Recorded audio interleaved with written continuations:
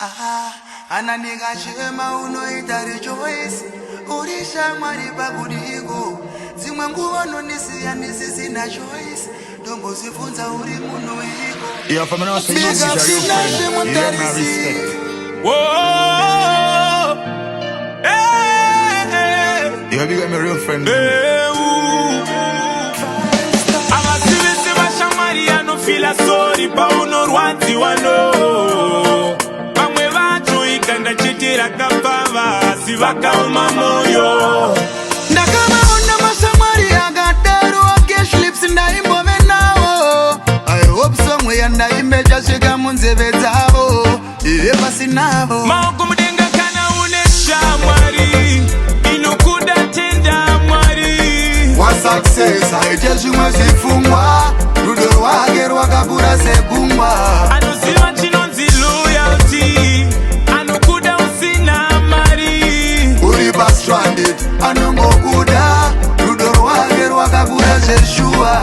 Inogona kuita song isina basa. Shamwari yakavimbika kwa uri ndo ine basa. Pazvinoma faka kurasa. Nyangwe zvonoronga kuvanhu afambe achisasa. Anokudza idi nyangwe zvichirwadza. Pane anokudza manyepo achikufanza.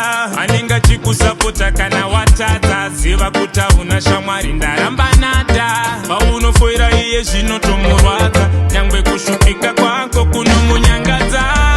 Kana une shamwari inokuda tenda mwari. Wa success haite zvimwe zvifungwa.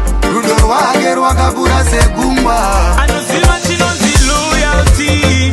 Anokuda usina mari. Uri pa stranded anongokuda.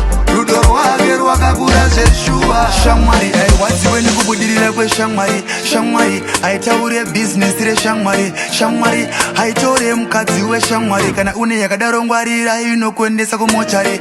Shamwari inotungamidza respect. Ndiyo shamwari inoti ukarwara ndiyo inomhanya kusejari. Shamwari inongobatika panguva yawaita mari. Kana wine anodaro ziva kuti hauna shamwari. Ananika chema unoita rejoice. Uri shamwari pakudiko.